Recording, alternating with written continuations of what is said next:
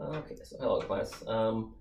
So this is some of the review sections in the back of the book are just really important, and it's common practice to just assume that everybody always knows it, but practical experience suggests that pretty often half the class or so will have some gaps in their knowledge, and it's better to backtrack and spend some time on it and make sure we're all on the same page. And if this is there is going to be homework assignment about this, or part of a homework assignment that's going to be about this topic.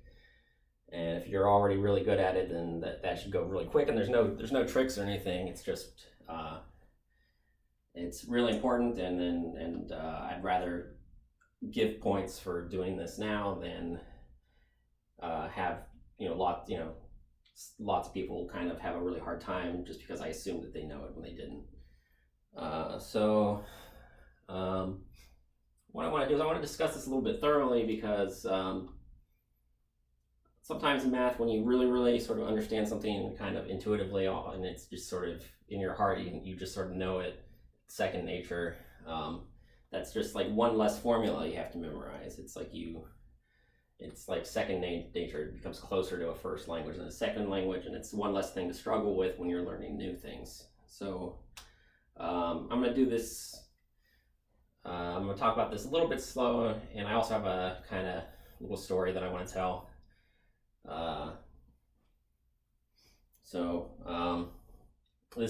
What this really is this is really getting to the heart of what does it mean to multiply two numbers. And it's just, there's some things about this that are, they're elementary, but they're also like kind of really deep and kind of, I don't know, like the first time I saw this when I was really little, it was kind of like, it's like, whoa, man. So the story I want to tell is, like if when you're growing up, sometimes you have like a sibling or a cousin who's just like 3 or 4 years older than you, and then it's like, whoa, man, they're the big kid and they know all this stuff, and it's like really overwhelming because 4 years ahead is a lot when you're a second grader. So I was like in first or second grade, and my cousin Greg was like, he would have been in like fourth or fifth grade at the time, and so we saw them like maybe once a year roughly out of state. And so I was pretty good with my plus and my minus, my adding and the subtracting. And then he's like, well, there's this thing called times, and it's like if it's 8 times 3, then it's like 8 threes, and it's 3 plus 3 plus 3 plus 3 plus 3 plus 3 plus 3 plus 3. And I'm like, whoa, man, that's kind of crazy. Like that's like, you must be really smart that you can add that many times, and you can just like must take a really long time, and if you can do it fast, then you must be like a super genius. Well, no, it's just there are some shortcuts and some techniques that sort of streamline it and known results and all that. So you've all learned all those things, but the first time you hear about this, and it's like, I know my plus and my minus, so I'm doing pretty good, and then somewhere out of nowhere they drop this on you, and it's kind of mind blowing when you're just like 6 or 7 years old. So yeah, multiplying. So what I want to do is I want to actually, let's look at this. So if it's like, let's say 3 times 5, and by the way, this sort of came to my mind because very recently, or a few months ago anyway, my nephew was in the room with like one of his second cousins, who was like one of my cousin Greg's sons. So Gregory's son is like a few years younger than my nephew, my direct nephew. So Mason and Oliver are like my nephews, and they were talking to, I can't remember his name right off the top of my head. I'm sure I'll remember later. He's like a second cousin or second nephew, so I tend to forget. But anyways, the poor kid was like a few years behind. I think he'll be all right though. He was getting in stereo 2 different kids talking to him about multiplication at the same time. He seemed a little bit overwhelmed, but I think he'll have time to unpack it later. So exactly like when I was little. But anyways, 3 copies of 5. So that's, and well, okay, well, however we want to find it, we know that these are the same just because we're used to knowing that they're the same, but 5 copies of 3. The first time I heard about this, so it's like pretty crazy. I don't know, maybe it's not that crazy, but like when you're seeing this for the first time, you should sort of appreciate that this is pretty wild. So why would 3 5s be the same as 5 3s? If you're just writing a bunch of numbers on a piece of paper, maybe it's not obvious. It wasn't, but you know, I thought about this for a few minutes. I might have asked somebody, but I think, you know, what I came up with was, well, here's what's going on. So, yeah, here's why it's not obvious. So we have 5. It's really not obvious to me looking at it this way. So that's picture number 1. Picture number 2. How many things are there in these bags?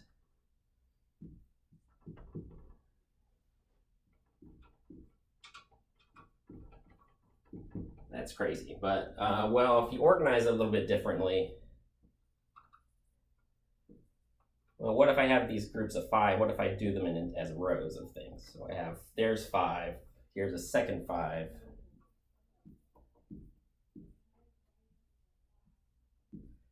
And this I don't know, maybe, and at least, you know, I still think this is kind of crazy. And so kind of mind blowing. It's like, well, how do you look at it? You do 3 rows of 5, which is 5 rows of 3. Somehow this sort of 2-dimensional picture of our universe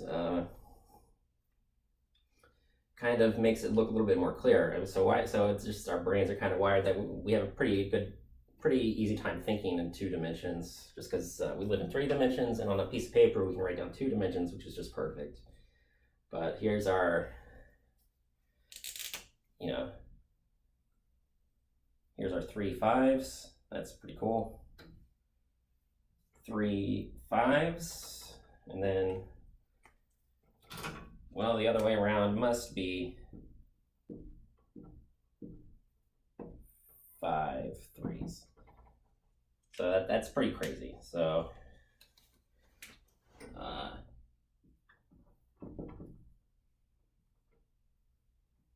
this works with whole numbers, and it turns out that even with fractions and even things with square roots or whatever, every time that they make the number system a little more complicated, this is a very nice property that we like to conserve. So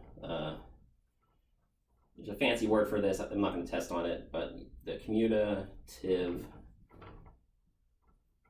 property of multiplication. So I'm going to use the dot for multiplication. After a certain point, that becomes the most common practice. This version of times, writing it that way, and like in calculus, in like multivariable calculus, this symbol takes on a special meaning in that context, and they just want you to get used to the little dot. It's smaller, it's less writing. It also looks like this thing also looks like the letter X, and it's a little bit big and it's distracting, and people sort of discovered that the dot is a little bit easier to work with when you're doing long computations. All right, so there's the commutative property. You can pause if you want to look at that a little bit more, but I think so far it should be pretty straightforward.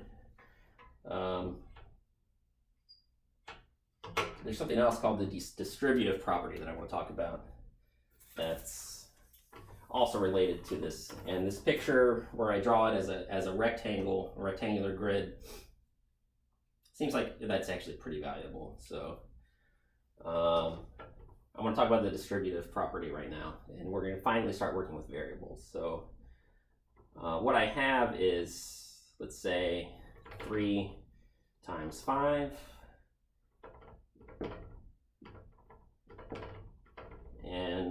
this is starting to look more like, I'm writing really big. You wouldn't normally, like, this is sort of more like thinking about and understanding the numbers. For simpler problems, you don't necessarily have to go, quite often you just want to do the fastest thing because you already understand it and you just want to solve, a more difficult problem that's in front of you. But we have, what happens, well, if we want 3 times 5, well, Common Core, they kind of teach it this way. It's like you can think of it as a big candy bar that's chopped into 1 by 1 squares. So 1, 2, 3 times 1, 2, 3, 4, 5. Well, we have a 1 times 1. It's like each of these get multiplied by each of these, but it's all ones.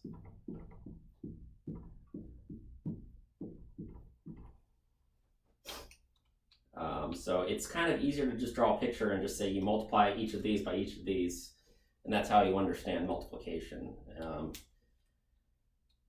If I wanted to group it a little bit differently, though, I could think of this as this one could be 3 plus 2, and this could be 1 plus 2. So 1, 2, 3. Let me draw it to scale so it matches the other one perfectly. So let me do this here. So 1, 2, 3. Let's just line them up just so it's really clear what's happening.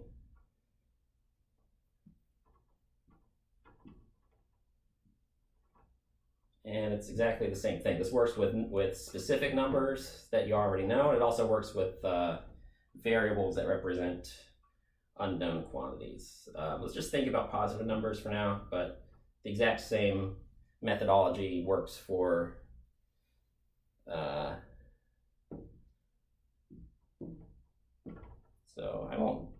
so what we have is we have 3 plus 2. We don't always write down the plus because it's a little bit cumbersome. But what do we have? We have 3 times 1. We want to multiply 3 by 5. I want to do it in a weird way. Well, 3 times 2 that's exactly this 6 right here. The 2 times 1 is 2. 2 times 2 is 4. So how much stuff do we have? We have 15 ones. So like the total area or the total number of ones is 15. Same thing here. So we have 6 plus 3 plus 2 plus 4. Everything's accounted for, and we just chopped it up into these pieces right here. It doesn't matter how you do it, you get the same thing. 3 plus 6 plus 2 plus 4 is equal to 6. Sorry, not 15, but 16. Okay, so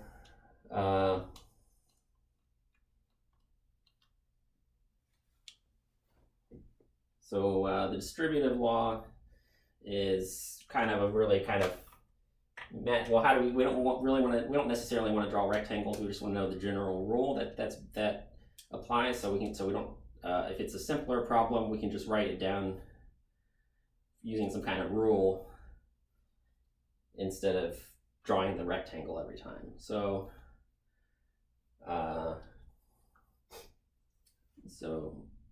I'm going to flip it over again, or maybe I'll just erase. So you can pause for a second if you want to look at this, but I think I would just like to erase this and keep going.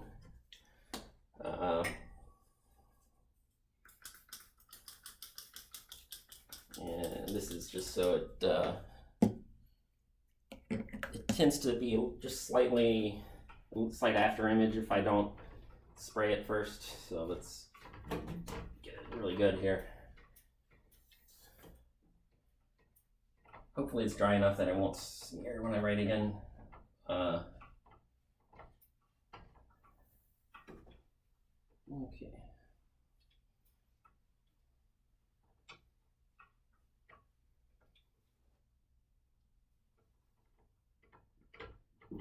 So there's this fancy thing called the distributive law is kind of one of the most, there are 2 things about multiplication that are super duper fundamental. One of them is the distributive law, and that is A times B plus C is, well, you have something times a plus or a minus, then it's, if it's just variable, sometimes we don't write the dot. I'll write it this time. but it's this thing gets multiplied by each of those things, and then you add them up. Well, if I draw a rectangle, well, here's a, I'll move out of the way in a second here, but we've got a b plus c. Well, this one's a little bit simple. There's only one thing times two things, but it's the same thing. We have AB and we have AC. You draw the rectangle, you get the same result. Is it overkill? Yes. When you get comfortable with it, you would just look at this. You put your finger on the first thing, and then you make sure you have one. Put your other finger on the other two things, and you write down all those products. Perfect. It works just fine. And then this is also, sometimes they write it as two things, but this is like this is in the opposite order. It's just the commutative law, but it's like BA plus CA.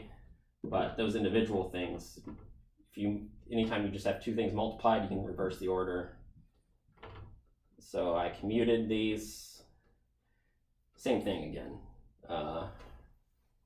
But here, I don't know, if I write the one on the left as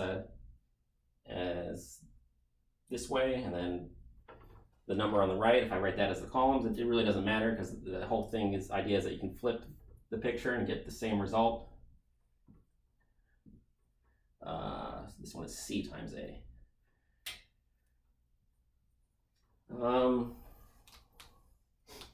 So I'm not saying you have to do this, but this is a great way to think about it and understand it. And imagine if you had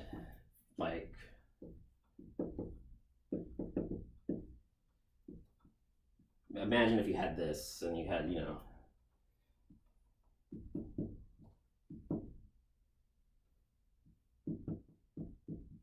well, would you really want to keep track of all those? I mean, you could. It's only 4 things times 4 things. You could do it that way. But if I really had some really bigger context that's really complicated, maybe I'd want to have a 4x4 table where I keep track of all these all these 16 different things and fiddle around with it, because maybe it's physics or something.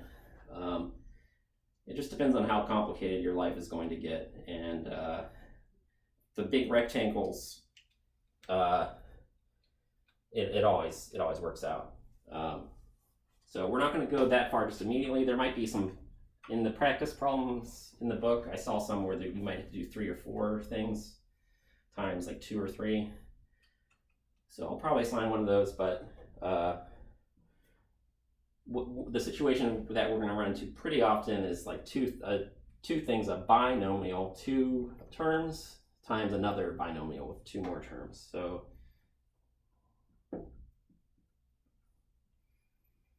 let me work an example out like this. So the distributive law doesn't have, we kind of have to do it in 2 steps if you just want to use the distributive law all in one shot. Like if I think of this, for now, if I think of this little a plus little b, if I give that a name like capital A in red, then what I can do is I can have, well, if I have A times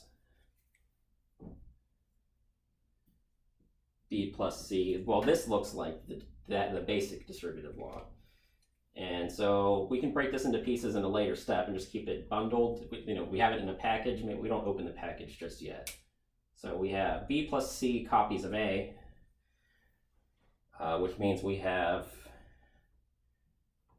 A times B plus A times C. So we have B copies of A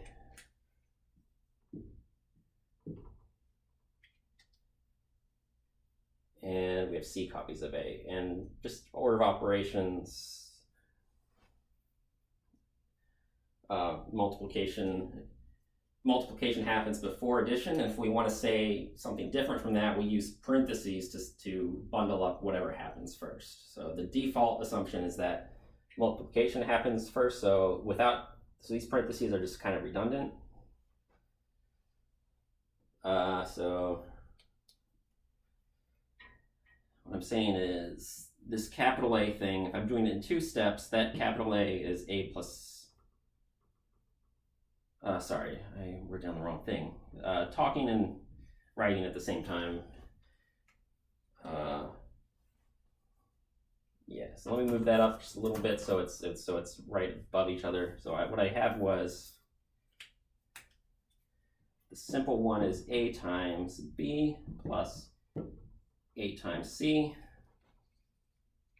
I'm not saying you have to do it in this many steps because you don't necessarily have to, but well, capital A is a plus b.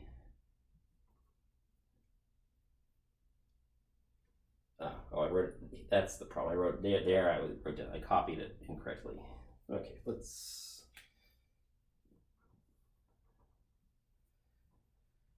Oh dear. Okay.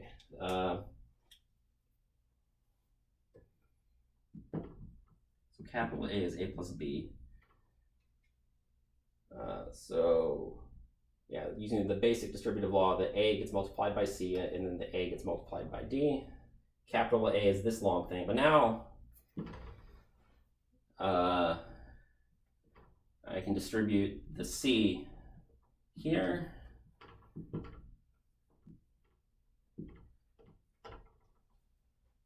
So there are various ways of simplifying this, and because the two binomials is a situation that occurs pretty often. It's kind of a pretty important case. So we have sort of some rules that we memorize. And yeah, the rectangle works for this too. So what do we have? We have a times b times c plus d. Well, maybe we don't always want to draw this big rectangle. Maybe if we can do it a little bit in our heads, a little bit faster than that, we don't go through the trouble. But there they are. We have a times c, we have b times c, we have a times d, we have b times d, we have everything.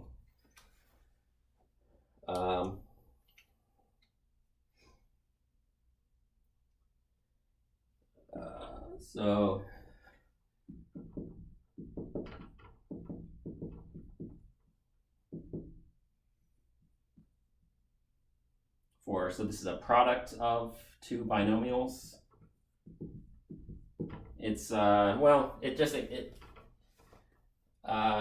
if you just know that you can use the Common Core draw rectangle rule, you don't have to memorize this, but it comes up so often that memorizing FOIL is a little bit faster, or just sort of knowing how to do it generally. So we have two things times another two things.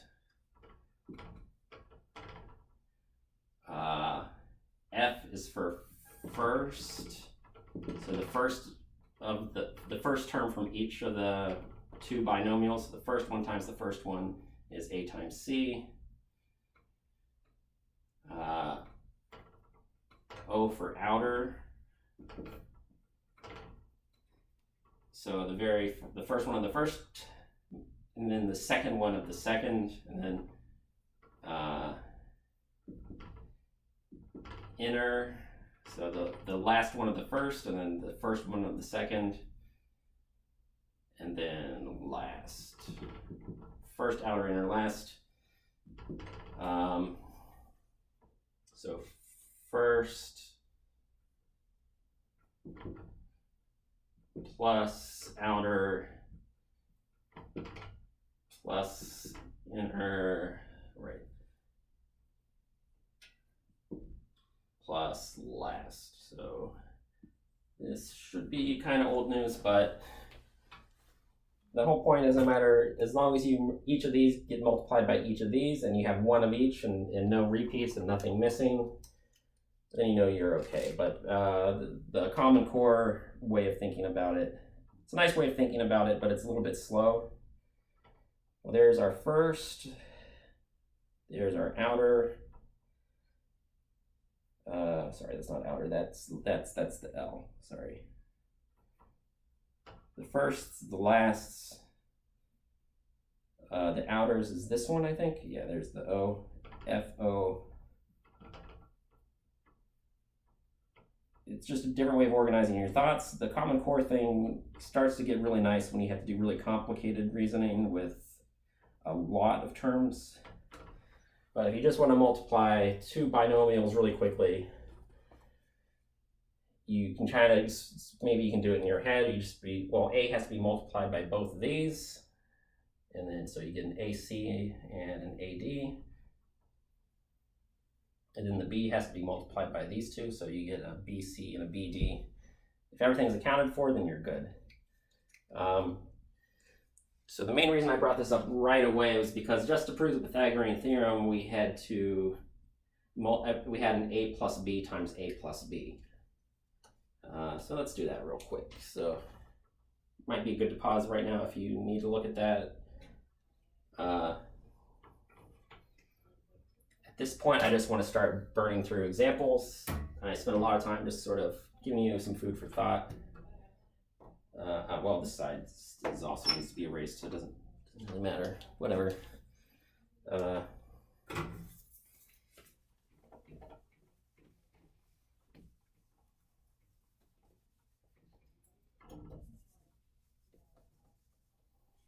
It's just, sure, maybe this is old news, but it's super duper important. And if I gave even a few of you a new way of thinking about it, that kind of makes it stick a little bit better. I think Common Core gets a bad reputation, but there's some things about it that are really nice and help you think about it. So I wanted to spend a little bit of time on it. But anyways,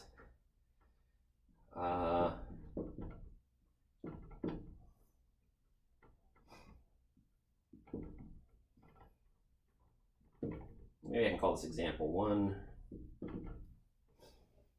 A plus B squared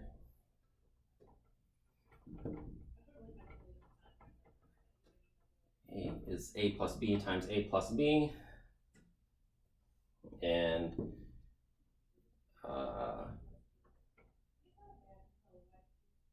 so this might be a step that you skip. Maybe you could just write down A times, maybe you would just write down A squared if you felt like it. But anyways, first outer, you can draw the rectangle on this and do it with that method if you wish.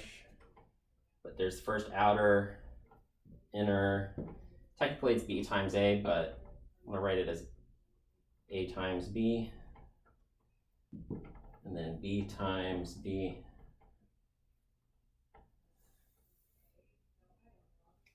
Okay, so here is kind of, okay, so I'm gonna,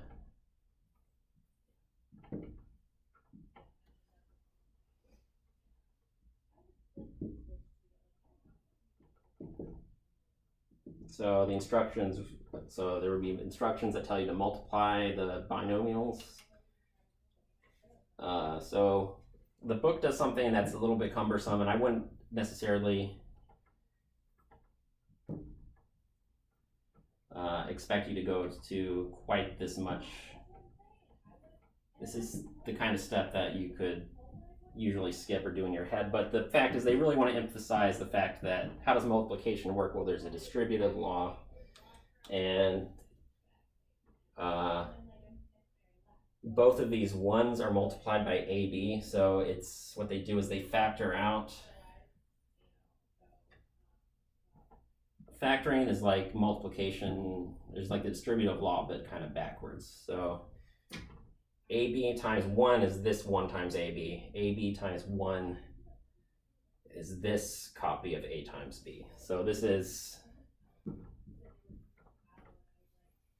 overkill, but this is literally what the textbook does in section R3, because they really want to emphasize the underlying fundamentals of the problem.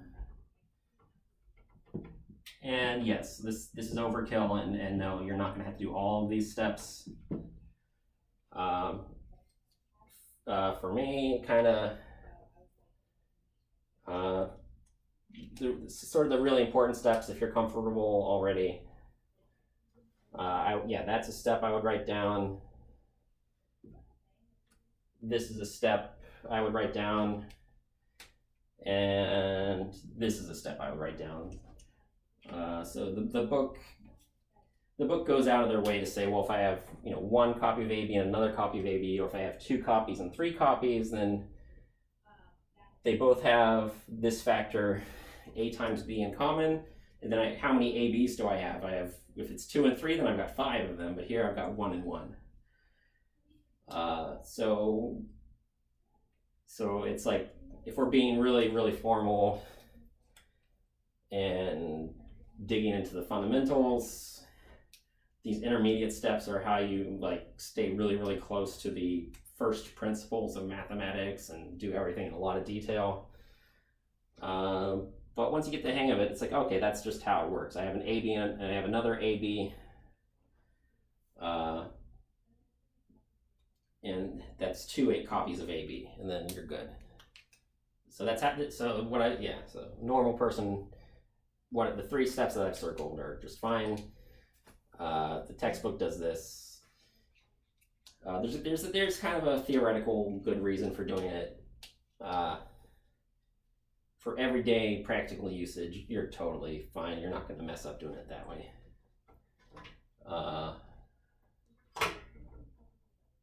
All right.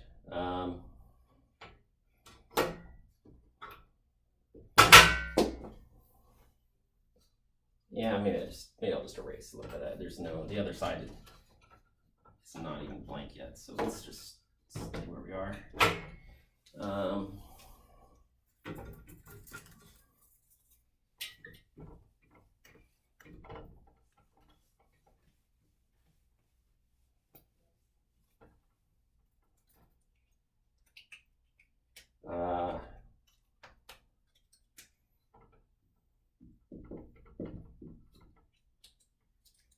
So just something to watch out for.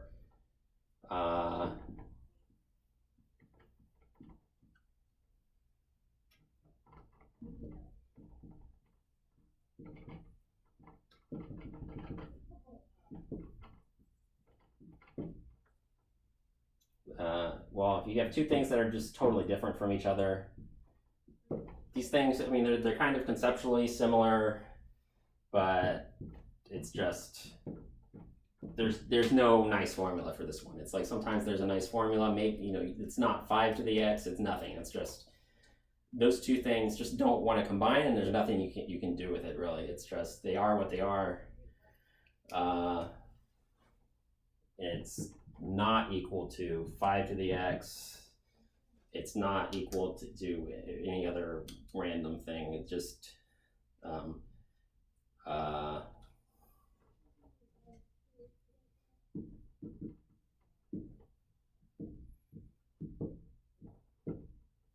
well, these are not like terms either. You could do a little bit of factoring. So what do they have in common?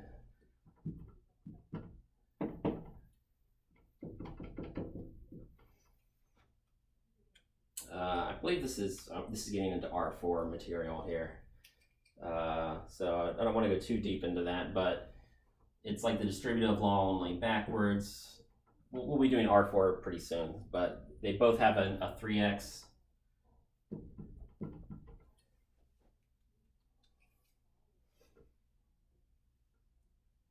Or if I have 2x, like I have 2xy plus 3x. So another example, well, x is the only thing they have in common now. So you have 2y times x is what this one is, and then this one has an x.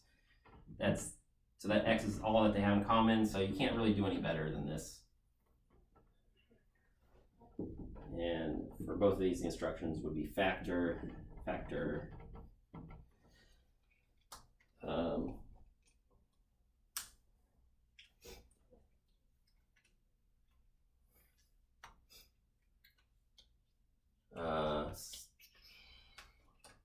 So don't try to combine any things that are different, and you'll then you'll be okay.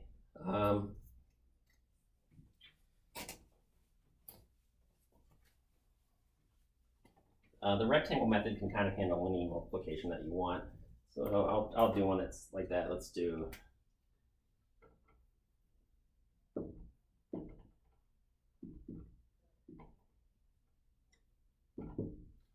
if you want to, yeah, sure, you could write down 2 binomials and then move your finger jump term by term. I'm going to just go ahead and draw a big rectangle. This one's big enough that I think it has to be at least a 3 by 3 before I start to see the appeal of this. I mean, I can do this sort of in my head. It's not hard. I think this one looks nice when you do it this way. It's like there's no FOIL because you would need like, there's 9 things. There's not 4 things, so it's not really FOIL anymore. But it's so the 3 times 3 that are right next to each other is 9. So it's 3x times 3x is 9, and then the x times x is x squared. So you combine the 2 x's, you combine the 2 3's. 3x times y is just 3xy. 3 times -2 is -6. And then the x is just x. This is 3xy. Y times y is y squared. Y times -2 is -2y. -6x, -2y. -2 times -2, that's a double negative. So watch out for that. But yeah, if you wanted to, if you're a little bit unclear about this last one, well, now I'm writing kind of small. So that's the kind of steps maybe you want to write it down if you're a little bit worried that there's 2 negatives that cancel, and if there's a third one, then it's negative again.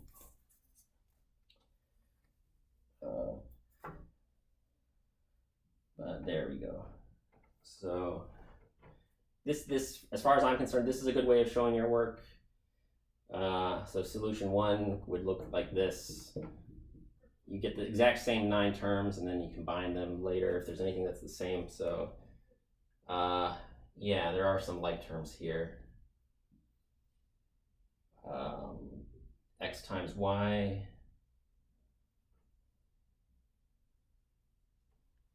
So there's,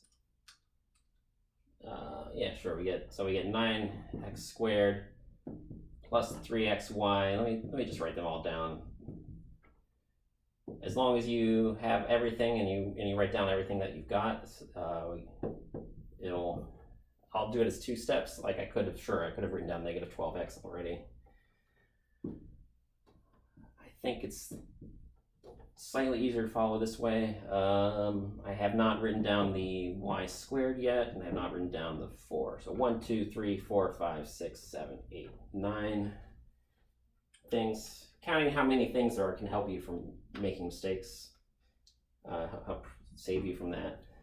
So that's one advantage of not combining steps.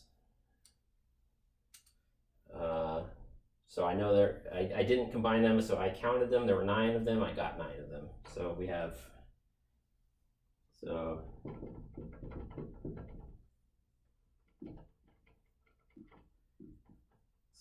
the instructions for this one could say something like multiply and combine like terms. So what do I get? I get a 9x squared. In the absence of more detailed instructions, maybe I would just do the x's first, and then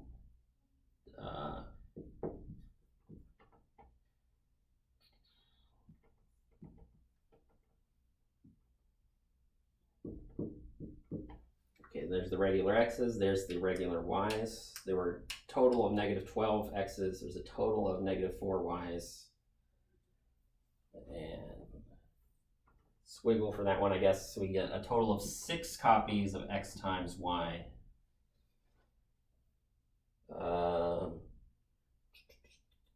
And then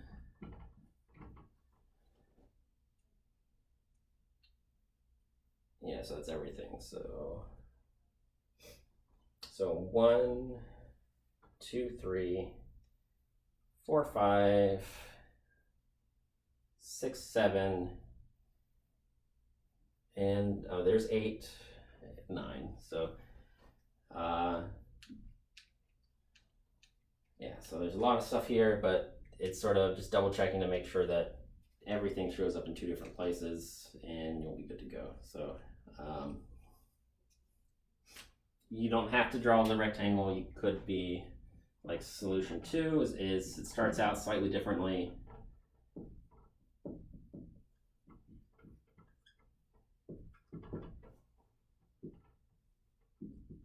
This is closer to what the textbook does. The textbook, I mean, it's a little bit of a pain to take a whole diagram and find space for it. It's a little bit smaller and easier to type up, so they kind of prefer to do this, but you would do this, this, this.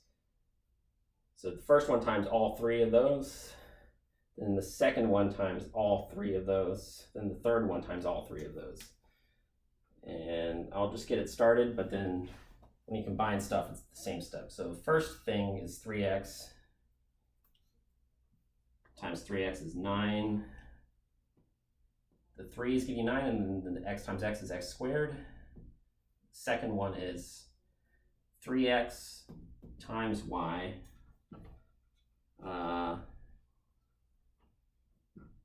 is 3xy, then negative 6x. So it's basically the same stuff, not in a slightly different order maybe.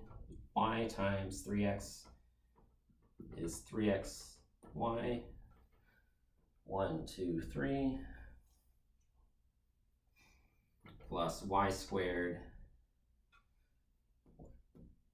and then minus 2y, and then let's see, minus 6x. I don't have enough hands to do point and do it at the same time, but you get the idea. Negative 2y, and then negative 2 times negative 2 is positive 4. All right, so we have the same 9 things, and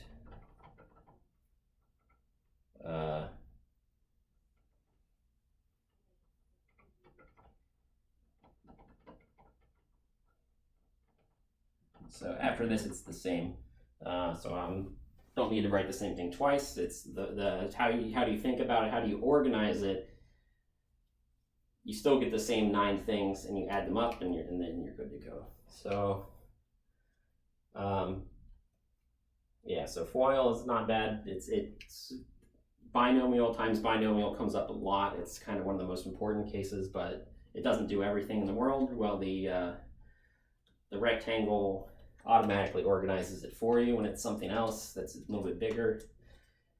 But just sort of taking your finger and making sure that each of these gets multiplied by each of these does exactly the same thing. It's just you didn't draw a picture, you just organized it by systematically going through to making sure that each of these is multiplied by each of these, and it's equally good, does the same thing, and that's it.